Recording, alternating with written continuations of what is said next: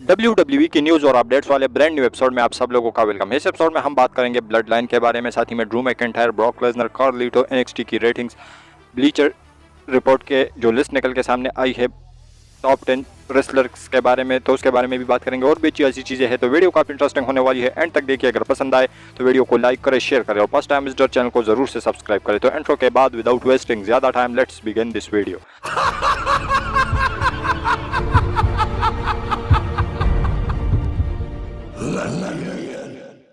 तो सबसे पहले शुरुआत करते हैं NXT की रेटिंग्स से। तो NXT की जो रेटिंग्स है वो हम लोग कवर नहीं करते, लेकिन इस हफ्ते इसलिए कवर कर रहे हैं क्योंकि जो सेथ रॉलिंस है उन्होंने वहाँ पर अपना जो टाइटल है वो डिफेंड किया था।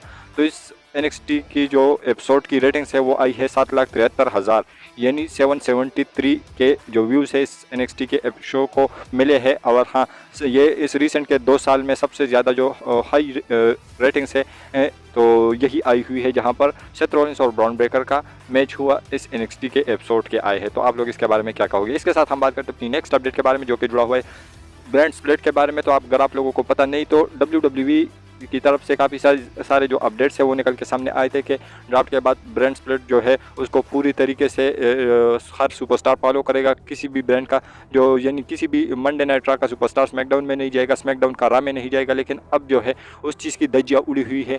तो इसके ऊपर एक अपडेट निकल के सामने आई है कि जो ब्रांड स्प्लिट वाली चीज़ थी वो WWE अब कंसिडर ही नहीं कर रही है। और हाँ, जो दूसरी बात है जो कि WWE करने वाली है आने वाले टाइम में, तो आप लोगों को सुपरस्टार स्वैप होते हुए नज़र आ सकते हैं मंडे नाइट रॉ के स्मैकडाउन में, स्मैकडाउन के रॉ में। तो रिसेंट में जो 2 नाम सबसे अर्ली निकल के सामने आई है उसमें से एक नाम बियांका ब्लेयर का है, दूसरा नाम मॉन्टेस फोर्ड का है कि ये दोनों superstar Monday night raw brand की तरफ स्वैप हो सकते हैं या WWE दोनों सुपरस्टार को स्वैप करवा सकती है।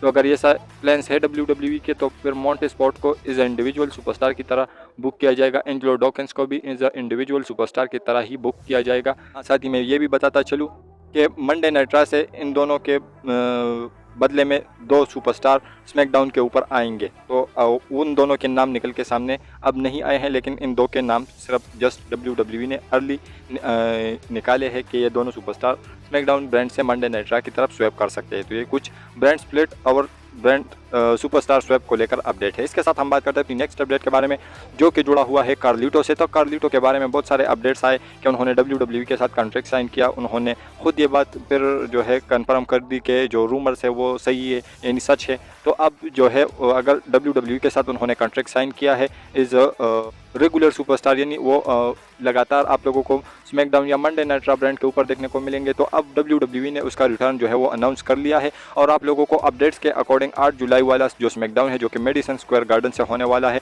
वहां पर कार्लिटो का रिटर्न आप लोगों को देखने को मिलेगा। तो कार्लिटो के जो फैंस है वो काफ़ी खुश हो सकते हैं और कार्लिटो का आने वाले टाइम में हमें जो ड्रीम मैचेस है वो भी देखने को मिल सकते हैं। इसके साथ हम बात करते हैं अपनी नेक्स्ट अपडेट के बारे में, जो कि जुड़ा हुआ है ब्लड लाइन से। तो ब्लड लाइन के बारे में अपडेट तो मैंने आप लोगों को कल भी बताई थी कि जो इस साल यानी साल 2023 में ये जो 6 महीने चले तो इसमें 7 या 8 ऐसे स्मैकडाउन के एडिशन है जो कि इसकी रेटिंग्स आई है 2.4 या 2.5 के अराउंड आई हुई है।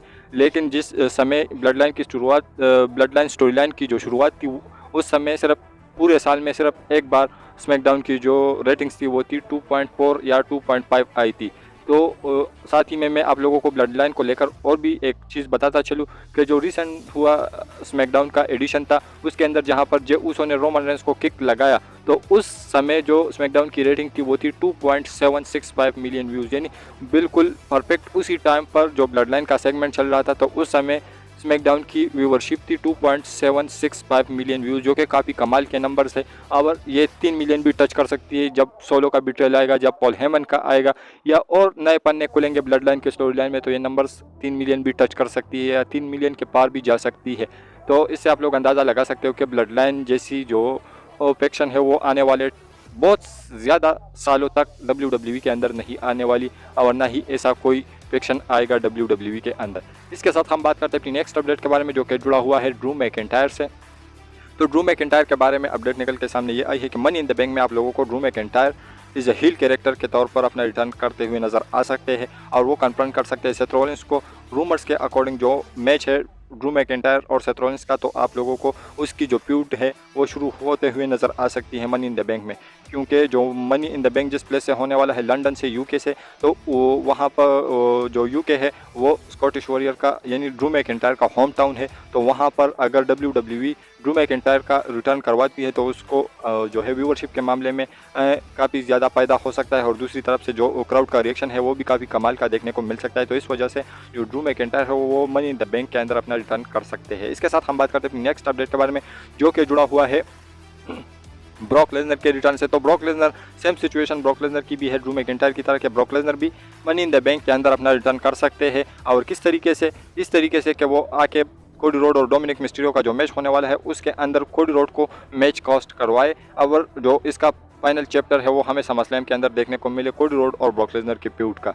तो यहाँ पर ऐसे अपडेट्स का मानना है कि ब्रॉक लेसनर आएंगे, और न सिर्फ आएंगे बल्कि कोडी रोड को मैच भी कॉस्ट करवाएंगे, और उसके बाद जाके इसका जो तीसरा मैच है रूमर्स के अकॉर्डिंग स्टिपुलेशन वाला समरस्लैम के अंदर हमें देखने को मिलेगा। तो ब्रॉक लेसनर और ड्रू मैकिंटायर दोनों मनी इन द बैंक में अपडेट्स के अकॉर्डिंग आ सकते हैं, अपना रिटर्न कर सकते हैं। इसके साथ हम बात करते हैं आज की फाइनल अपडेट के बारे में, जो कि जुड़ा हुआ है ब्लीचर रिपोर्ट से। तो अगर आप लोगों को पता नहीं तो ब्लीचर जो रिपोर्ट है, आई थिंक कि मैं सही से प्रोनाउंस कर रहा हूँ, ब्लीचर रिपोर्ट है डिस्कवरी का कोई लिंक या कोई साइट है।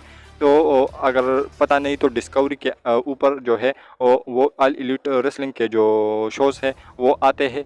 तो ऐसे में AEW का उसके साथ डील है, तो इसकी तरफ से top 10 best wrestler of the year के जो लिस्ट है वो इन्होंने निकाली हुई है। तो इसमें से काफ़ी सारे जो नेम्स है वो AEW के भी है, WWE के भी है, लेकिन किसको कौन सा स्पॉट दिया है उसके बारे में आप लोग अपनी राय नीचे कमेंट सेक्शन में बताइए कि वो स्पॉट्स डिज़र्व करता है या नहीं। इसके बारे में अपनी राय नीचे कमेंट सेक्शन में ज़रूर दीजिए। मैं आप लोगों को वो लिस्ट आप लोगों के सामने रखता हूँ, यानी नाम आप लोगों को बताता हूँ। नंबर 10 पर जिस सुपरस्टार को रखा है ये WWE का सुपरस्टार है, और ये है शेमस। तो शेमस जो है उन्होंने भी रिसेंट टाइम में काफ़ी कमाल के मैचेस रसल किए हैं। मैं आप लोगों को बताता चलूँ एक बार फिर से कि top 10 wrestler of the year का जो लिस्ट है वो निकाला हुआ है, सुपरस्टार नहीं है, top 10 superstar of the year नहीं है, top 10 wrestler of the year है। तो नंबर 10 पर इसमें शेमस है, जो कि काफ़ी सही लगा मुझे जानकर, क्योंकि शेमस डिज़र्व करते हैं ये स्पॉट। नंबर 9 की अगर हम बात करें तो नंबर 9 पर इस स्पॉट में रखा हुआ है रिया रिप्ली को। रिया रिप्ली भी जजमेंट डे के साथ काफ़ी कमाल धमाल कर रही है, और रेसलमेनिया के अराउंड भी उसका जो मैच था वो काफ़ी कमाल का था। तो ऐसे में नंबर 9 स्पॉट पे रिया रिप्ली भी डिज़र्व करती है। नंबर 8 की हम बात करें तो यहाँ पर रखा हुआ है ब्रायन केज को। तो ब्रायन केज AEW के सुपरस्टार हैं, उसको रखा हुआ है नंबर 8 पर। नंबर 7 की अगर हम बात करें तो ये यहाँ पर मेरे ख्याल में थोड़ी सी नाइंसाफ़ी हुई है, क्योंकि जो नंबर 7 पर सुपरस्टार है वो है कोडी रोड। तो कोडी रोड थोड़ा सा इस लिस्ट में ऊपर डिज़र्व करते थे, लेकिन फिर भी चलो ठीक है, नंबर 7 पर कोडी रोड को रखा है, क्योंकि उन्होंने रेसलमेनिया 38 के अंदर अपना रिटर्न किया था, और उसके बाद सेथ रॉलिंस के साथ काफ़ी कमाल के मैचेस रसल किया, ब्रॉक लेसनर के साथ काफ़ी कमाल के मैचेस, रोमन रेंस के साथ एक कमाल का रेसलमेनिया वाला मैच। तो इस वजह से नंबर 7 पर इस लिस्ट में रखा हुआ है कोडी रोड को। नंबर 6 की अगर हम बात करें तो नंबर 6 पर रखा हुआ है डेनियल ब्रायन, यानी ब्रायन डेनियल्सन। तो ब्रायन डेनियल्सन को भी इस लिस्ट में शामिल किया हुआ है, नंबर 6 स्पॉट उसको दी गई है। नंबर 5 की अगर हम बात करें तो नंबर 5 पर रखा हुआ है गुंतर को। तो गुंतर भी नंबर 5 का स्पॉट डिज़र्व करते हैं, क्योंकि उन्होंने भी IC टाइटल को काफ़ी ऊपर पहुंचाया हुआ है, यानी ऊंचाइयों पर पहुंचाया हुआ है, और उसको रेलेवेंट भी बनाया। तो वो भी ये स्पॉट डिज़र्व करते हैं। नंबर 4 की अगर हम बात करें तो नंबर 4 पर सेमी ज़ेन है। तो सेमी ज़ेन आई थिंक के ब्लड लाइन की वजह से है नंबर 4 स्पॉट के ऊपर, क्योंकि उन्होंने भी काफ़ी कमाल के मैचेस रसल किए हैं, और जहाँ पर जो सर्वाइवर सीरीज़ जो वार गेम्स वाला मैच था उसमें रसल किया, फिर रॉयल रंबल के अंदर काफ़ी कमाल का मैच था, एलिमिनेशन चैम्बर में रोमन रेंस के अगेंस्ट उसका काफ़ी कमाल का मैच, रेसलमेनिया में उस के साथ मेन इवेंट काफ़ी कमाल का मैच।